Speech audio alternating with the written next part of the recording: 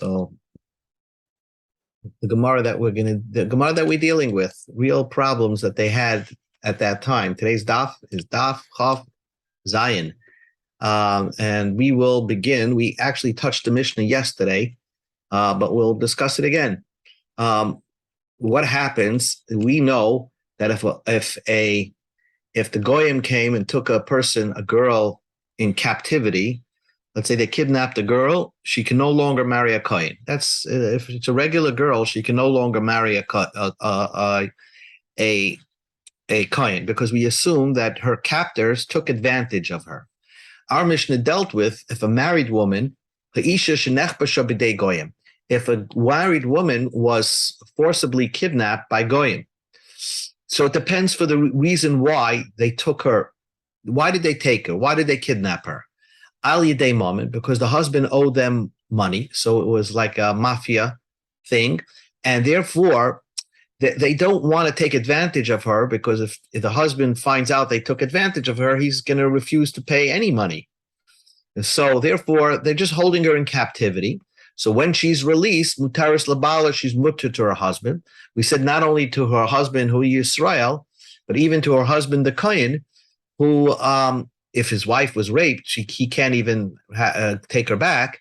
But we assume that the goyim did not take advantage of her. Al yedei nefashos, but let's say they kidnapped her because they are accusing her of murdering somebody. She's somebody that the wife was a murderer, and therefore they're holding her in prison. Basically, they're holding her in prison. So then asura labala, she's right. Then she is asur to her husband, whether it's the husband who's the kohen or the husband that's even a Yisrael. Why? Because now that she knows she's caught and she's basically on death row, therefore she's now asur to her husband.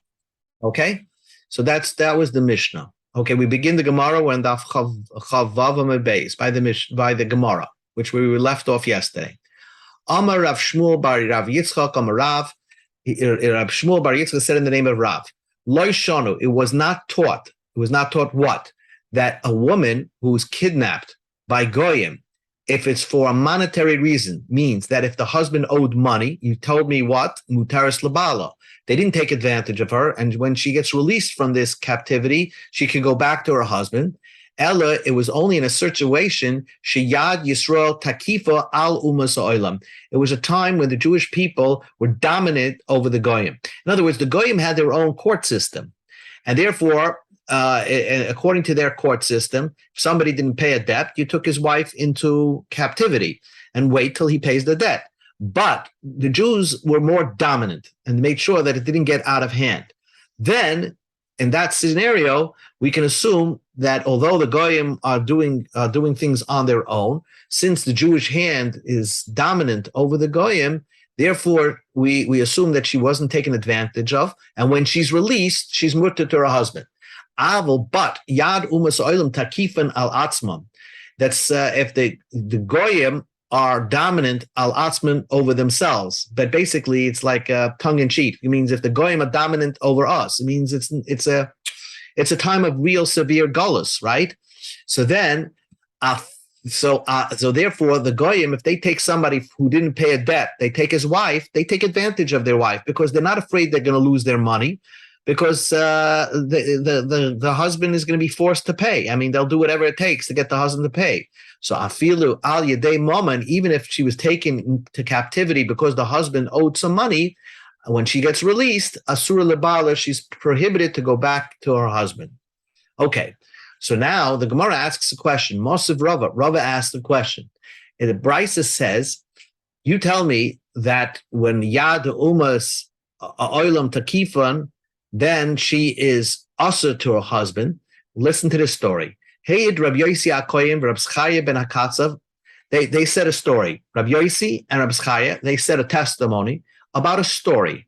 Al-Bas Yisrael, there was this Jewish girl that she wanted to borrow money from the mafia. And they borrowed money from the mafia. And basically, she said that if I don't pay back, I will now become your maid. Okay, I'll become the collateral. You can take me as a worker for you. Shurharna, she was taken as collateral. Ba'ashkelon, in the city of Ashkelon. She lived in the city of Ashkelon, which is where the mostly is plishtim there. So it's really a goyish place. And then, for some reason, they redeemed her. They paid her debt, her family, and her family was kahanim, v'chaku b'nei mishpachta, and they stayed away from her. They didn't allow her to marry a kohen. Why? Because they assumed that she was taken advantage of. But there were witnesses, and it was her witnesses that were saying testimony that she was not taken advantage of. Okay, the Amr Chachamim said like this: if you believe the Edom, who are the ones that told us the story, that if you believe Edom that told us the story about that this girl was taken into captivity, Haminu, then you have to believe those Edom that it's possible that she was not taken advantage of. She was not taken advantage of. If you don't believe that she was not taken advantage of, but you're so sure that she was taken advantage of, Al Taminu Shurhana, don't believe that she was taken into captivity in the first place. How do you know she was taken into captivity? Only because of Edom. It's like a pesha asa, a pesha hita. So those Edom are the same ones that are telling you, yes, she was taken into captivity, but rest assured, they didn't rape her. Okay, so that's what the Chachamim said. But the bottom line is, what's the story? What's the essence of the story? Well, Ashkelon, the city of Ashkelon, is a city where mostly Plishtim live, and the Yad Umas Oilam Takifina Atzman. It's where the Goyim are more dominant over us. Ukatani, and the Brisa says like this. You go to Chav Zayin Amud Aleph.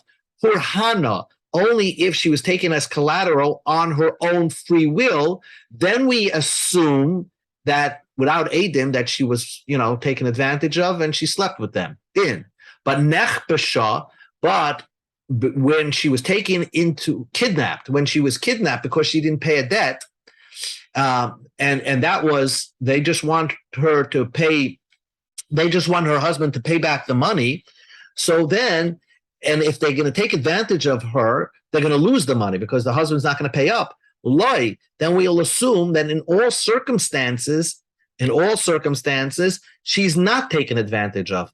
So what we're trying to say is, even if from this brisa, it seems to imply that even if it's a situation where the goyim are the dominant force, if it was a kidnap situation, we'll rest assured, we'll assume that she's not sleeping with them.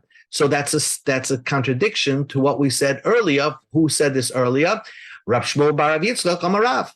Answers the Gemara, no. Hu adin afila nechbash. If she was kidnapped, we assume she also was forced to sleep with her captors.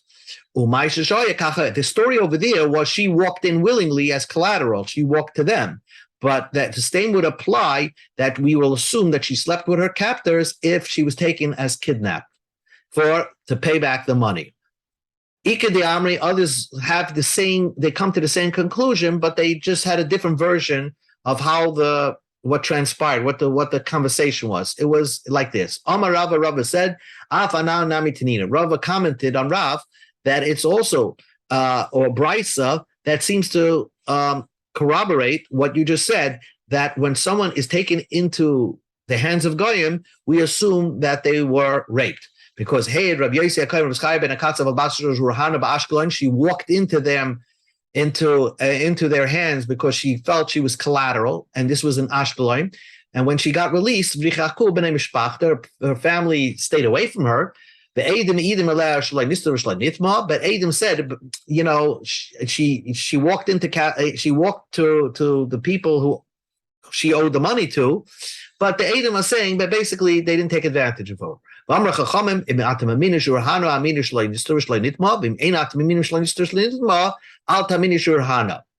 So don't believe, if you're going to believe the Edom, then believe them all the way that she was not taken advantage of her. But if they didn't have Edom, then you assume that she was taken advantage of her.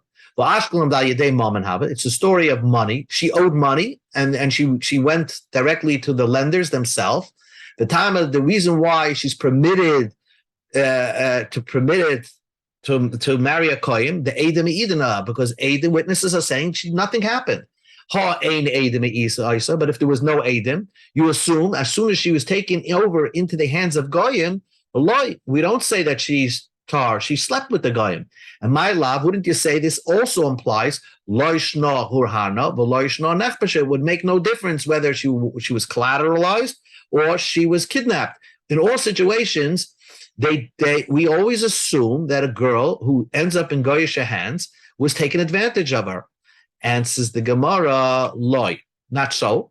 Hurhana, if she was collateral and she was designated as collateral, so they knew that if she's not paying the debt, she belongs to them and they can do whatever they want with her.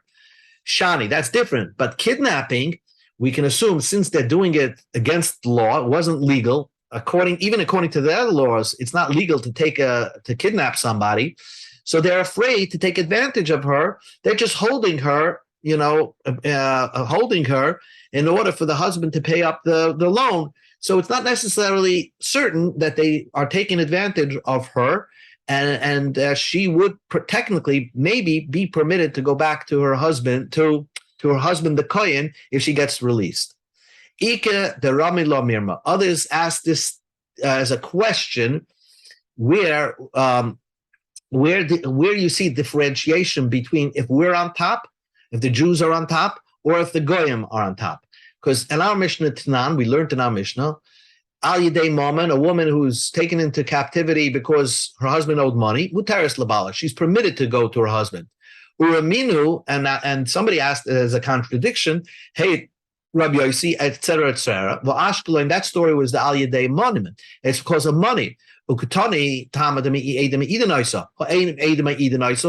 and there it says that even though it's because of money, as long as you don't know, you don't have witnesses that say she was not taken advantage of, you assume that she was taken advantage of and that they did rape her. So how does that reconcile this brisa? How does this reconcile this Mishnah in Idias with our Mishnah that says Al Yedei Mama Mutaris Labayla? And that was how Rav Shmuel bar Rav Yitzchak came up with this idea. Amar Rav Shmuel bar Rav Yitzchak, like Kasha, it's not difficult. Kan, our Mishnah is Kshiyad Yisrael Tekifa al Umas Oilam. When the Jewish people are the dominant force over the Goyim. There's maybe a state of Israel at that time. And therefore, even if she was taken into captivity by the Goyim, they're afraid to rape her. And therefore, if it's because of mammon, because of money, they're trying to collect the debt, then Mutaris Labala, when she's released, she's permitted to her husband because they're afraid that if they do anything to her, the guy is not going to be required to pay them back. But in the case of the stira, where we say it's mashma in Idias that by Rabbi Yossi's case that if you don't have Eidim, she becomes also to her husband the kohen, is talking about sheyad umas oilefs to keep us al atzman. It's when the goyim are dominant force over us, then even if it was Al Yedei Mammon, even if she was taken in captivity because of money, we assume that they slept with her, and because she slept with Goyim, of course, now she can't go back to her husband, the Kohen. The Mishnah said, Al Yedei Nefashos Asura. If she was taken into captivity because she killed somebody, or her husband killed somebody, okay, then once somebody is on death row, then everybody related to that family is also taken into captivity, and by the Goyim, they take advantage. Amar Rav said, it doesn't mean that she killed somebody. Kegoin Neshei Ganovi, the wives of known, Jewish mafia. Once they're caught, they take their wives and into prison, and they can do whatever they want with it. It's not necessarily that they killed somebody. The Amar Levi said, no. Kegoin Ishtoi Shel Ben Doinai. It's the wife of this famous, Jewish killer called Ben Donai. He was a Jewish killer. That type of person, once he was caught, his wife was also arrested.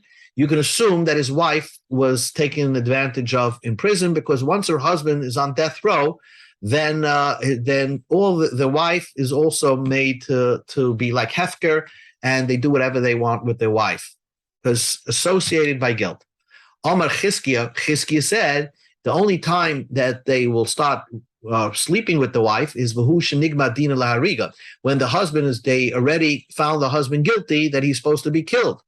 Rabbi Yochanan said, "Afal pi shaloi nigba dina lahariga." Even if the court case is ongoing, still they will start taking advantage even before the verdict is read.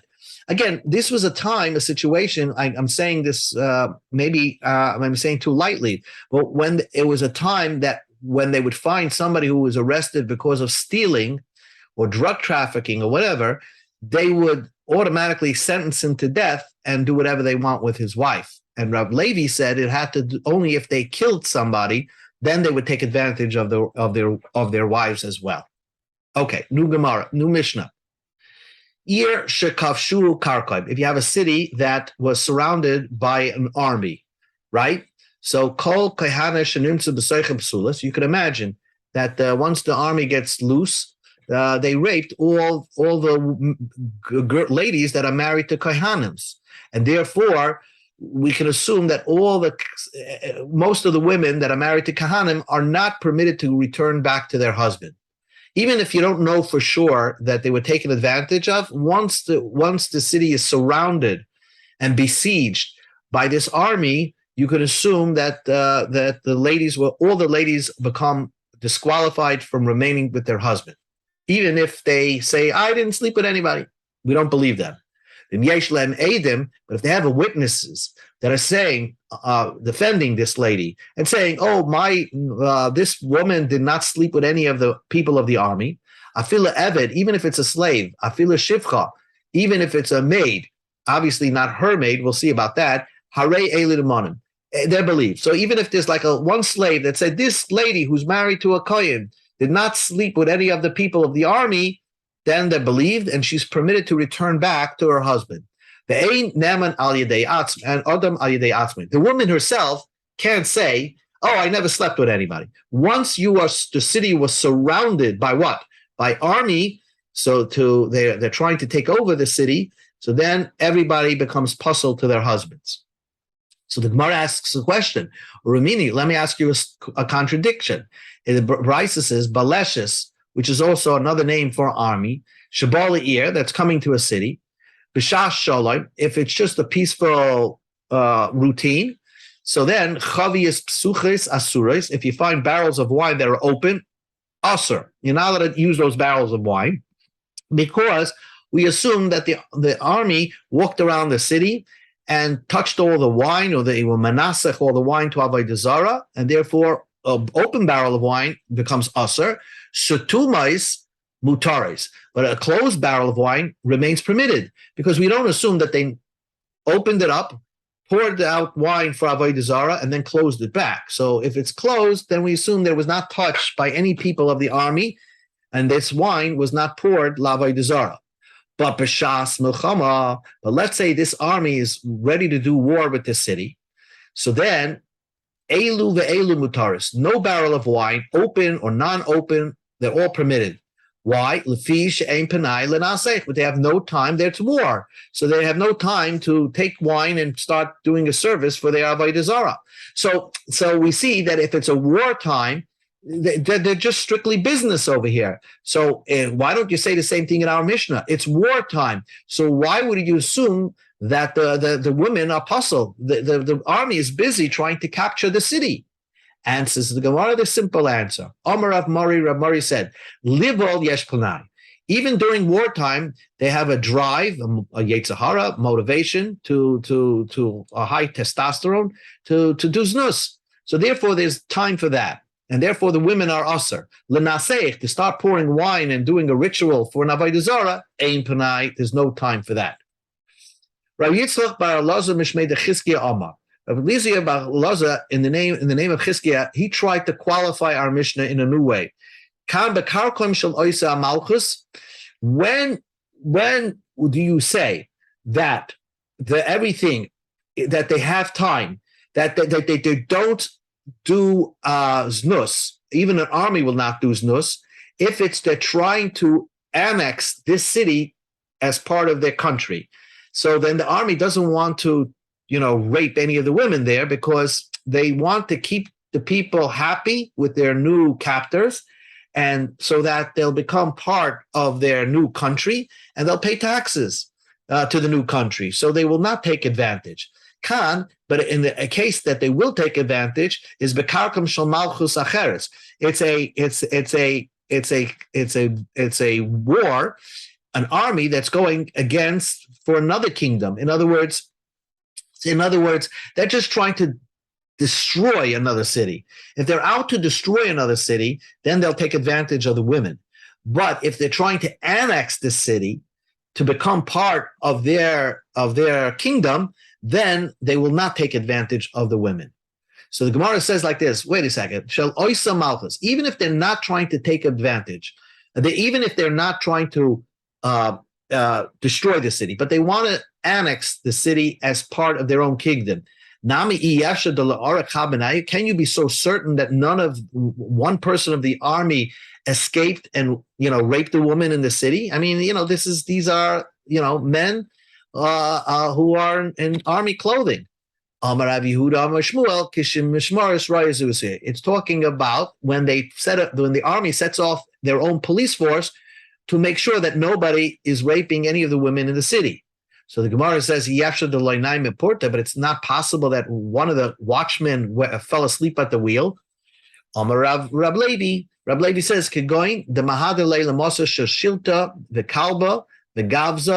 it's interesting. They surrounded the city. That means the army is on the outside of the city, and they don't allow any member of the army to step foot into the city. So how did they make sure that none of the men of the army step foot into the city? They have chains all around the city, so if you step on it, you make noise. The kalba, there's dogs. The gavzor, there's spikes. The avz and geese. So they set up their own alarm system that nobody from the army that's on the perimeter of the city would step foot into the city to rape somebody. Amar Rab Abba Bar Zavda said, Pligabar Rabbi Yehuda Nesiv Rabbanan. This actually, do you need an army? Do you need to have this alarm system in place? Was actually a machlekes between Rabbi Yehuda Nesiv and the Rabbanan. One said that Shal Oisa Malchus, all the women are permitted. Shal Malchus Acheres, all the women are asa. V'loi kashav loi midi, he didn't have any question.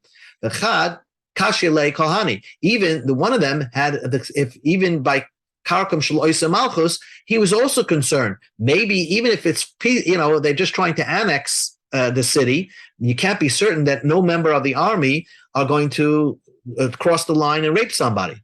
Umishani, and he had the answer, that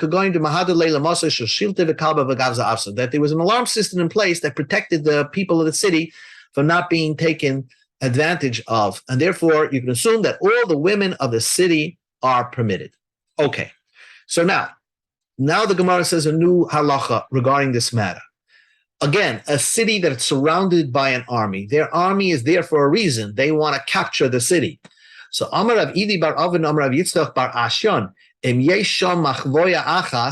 if there was one hiding place where it could hold most of the women of the city, or most of the kahanas, matzelis akahanas kulam, then we don't ask questions. We put out a hechsher that all the kahanas are permitted, because we assume that we could always say that they went into their hiding place. They went into that underground cave, and therefore they were not discovered by the army. Boya Rabbi Yirmiyah. So Rabbi Yirmiyah asked the question, what happens if the hiding place of this city, Eina Machazakas Ela Achas, could only hold one person, right? Mahu, what would be the din? In other words, at best, you could only put one lady there. So how are you going to give a hechsher to all the ladies in the cities? Mi amrinin, do you say, to give the hechsher on the whole city, you could say, Kol chada b'chada haynoha. You go to every lady and say, you could have potentially hid in that cave, and therefore you did not become tameh. You're not a tameh woman. And so every woman in the city is permitted.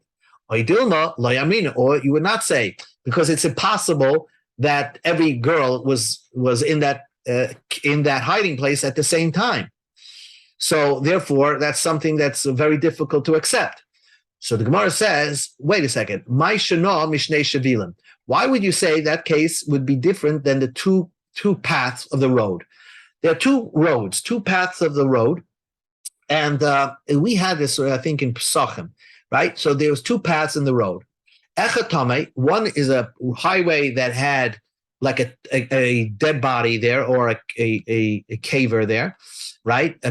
Someone was buried there. Be'echatar, and one was pure, no tummy in that road. The guy went on one of the road and made taharis, right? Made something that he needed to keep tar.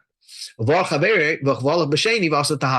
friend went on the second road and he made taharis. And we don't know which road, who went on the Tamei road and who went on the Tahar road. We have two people, right?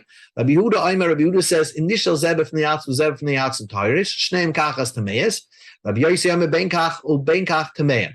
So we're going to explain what that means in a second. Rava, in the name of Rabbi Yochanan, explained what this whole thing means. That there's a machlekes over here between Rabbi Yehuda and Rabbi Yossi. Because you have two people who have the same question. We don't know who went on the Tamei road and who went on the Tahar road.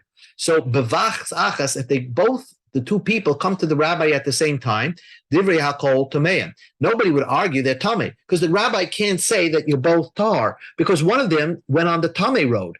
So, therefore, he would paskin that everybody's Tamei. If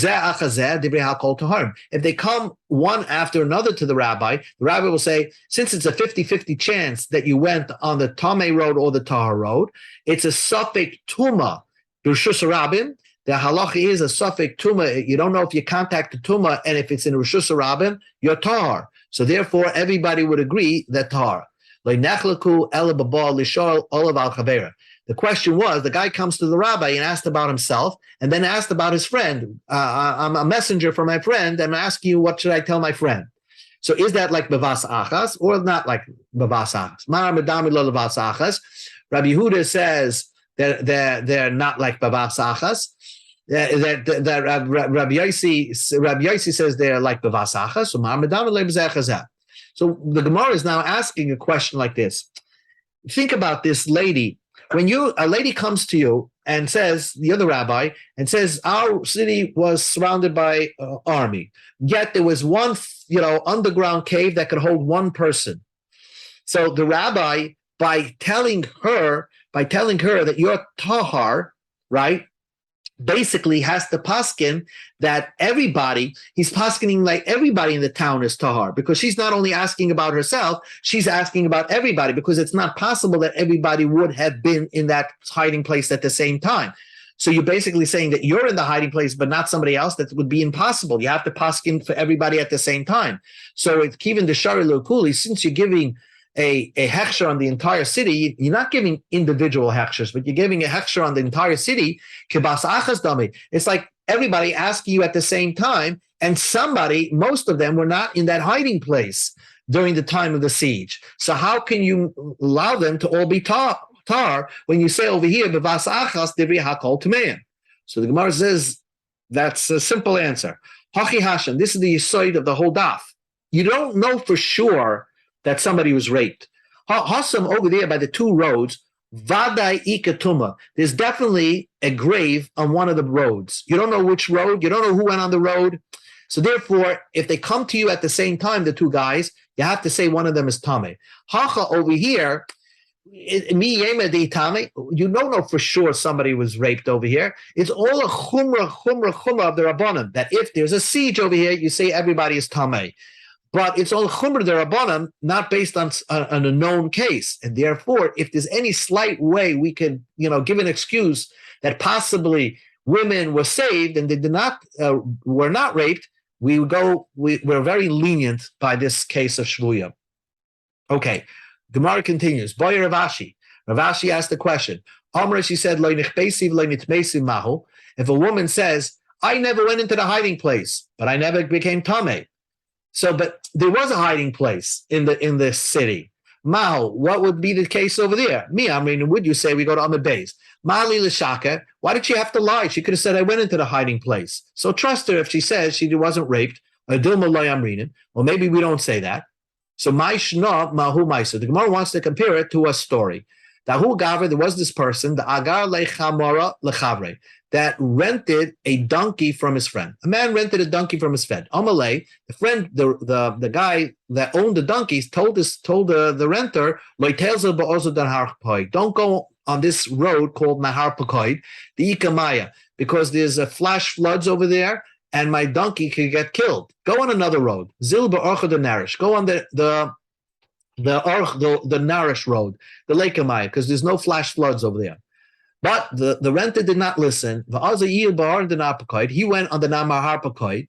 Normally there's flash floods over there, but the donkey died, maybe from sun exhaustion or whatever, but not because he was flooded out, not because it drowned. Also, the Kamei the Rava that came to Rava, Amalei. So the guy said, the renter said, I don't want to pay for this donkey. It's true, I went I went on the road of Nahar Pakoid. But the donkey didn't die because it got drowned. It died for other reasons.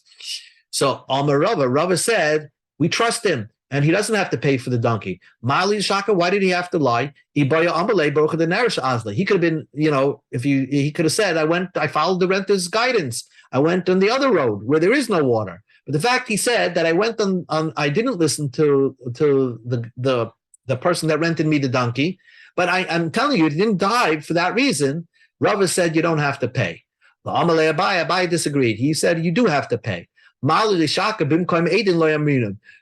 say he had a migoy, he could have lied. The truth is he couldn't have lied because because over here there's a guaranteed that there's flash floods by the Harpakoid. It's hard to believe him when he says, I went on the Harpakoid, but there was no flash floods. We won't believe him because most of the time it's flash flooding at that time. So therefore, he would have to pay. We don't trust him that the donkey died for some other cause besides drowned.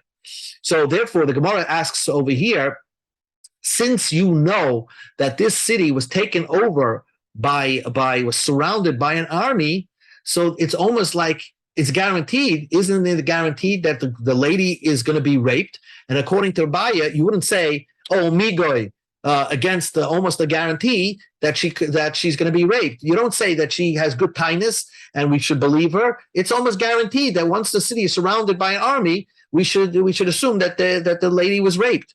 Answers the Gemara, no, again, over there, it's guaranteed by Nahar Pakoid it was going to flood. It's hard to believe the guy when he said it didn't flood. Over here, would you say that this, just because you're surrounded by an army, doesn't mean for sure that the ladies were raped? It's only a light concern. And in a place of chashash, that it's a light assumption, we can say that if she comes up with a valid excuse, we'll accept it and believe her that she was not tameh. The Mishnah said, by this thing of believing a lady that she wasn't raped, you don't even need Eidim. You can have pasala Eidim. Im yesh Eidim, va'afila eved, va'afila shifcha, even a maid or a servant, a slave. Slave and servants are never kosher le'edis. Even if they're the ones that are saying testimony that this woman was not raped, we neman the believed. So the Gemara asks a question. Let's say she has her own personal shifcha, her own personal maid. This maid does everything. She's the boss. Would you believe that woman to say testimony that her master was not raped?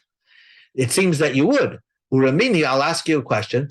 The Mishnah Brisa talks the Mishnah Masechta Gittin talks about l'tisyachet imoy el al pi edim v'afil al pi eve al pi shifcha chutz mishifchasa mepnei sheliba gaspa. There, it's talking about. I'm just going to give you briefly what the point is. The point is that there we would not trust her maid to be somewhat of a watch person over her to guard her from not sleeping with her former husband. Okay, for some reason, whatever, we don't want this lady to sleep with her former husband because he gave a get to her. And the reason why they're not a good enough guard, her own maid is not a good enough guard, because Shaliba Gaspa Shivchasa. A woman is very familiar with her Shivcha. If she's going to see something, she's not going to say something. She's not going to say. So she's not considered a good guard. So over here also, why in our Mishnah we would consider her own Shivcha to be of good Edus. Answers the Gemara, Amar Papi Bishvuya Hikili. This is a case of captivity, and they went lenient. They said that even her own maid would be believed to say that she's not become Tameh. Rav Papa Amar Haba Shivcha Dida Haba Shivcha Didei. Our Mishnah only believed his maid to say that she was not raped, but her maid is never believed. Shivcha Dida Loy Mehemne, would you not believe her maid to be a good witness? She can't say herself she wasn't raped, but her own personal maid, Mehemna, would be a good witness. Answers the Gemara, her maid is like herself. That's they're one of the same. So therefore, she is going to be not believed. Only his maid will be believed in our Mishnah. Ravashi says, both the cases, even our Mishnah is talking about her, our maid, it's her maid. Yet in our Mishnah, we believe her. Because to be a guard, that's what Ravashi is going to say, to be a guard and not comment on what you see, that we don't believe her. Because she'll be silent, not report anything. So therefore, she's not a trustable watch person. But if to be an aide, what she's going to have to say is lie. She's going to have to say, despite she was raped, the maid is going to say, oh, she wasn't raped and she's pure. That far, she's not so devoted to her boss. And if she does say that, we can trust her. That's what he says. The shivcha, a maid will see something, v'shaska, and be silent about it. So therefore, Hasam, in the case of getting the shtikasumati rasa, by being silent, that would automatically permit her, loy mehemna, we don't trust her because she's going to be silent. She's going to see something and say nothing. Therefore, we don't trust her. She's not a good watch person. But in our case, the shtikasa isarta, if she's silent and doesn't say anything, her boss will become asa to her husband. So mehemna, she's believed. Why? Hashtaname asim shakar, she's going to come to say a lie. The Gemara says that to lie on behalf of another person, that she wouldn't do. Another two steps that she wouldn't do.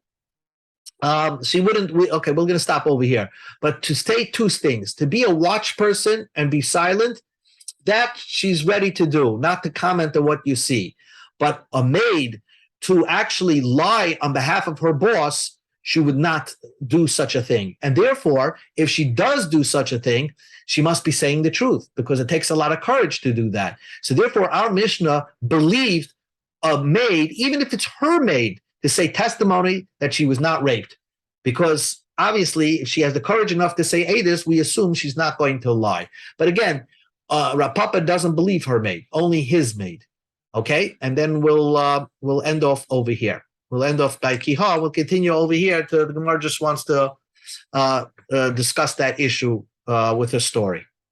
It's interesting that you find these types of situations in the past World War, that some of the women actually slept with their captors in order to stay alive. Many books have been written about. I think that my wife is reading The Redhead of Auschwitz right now. It's a very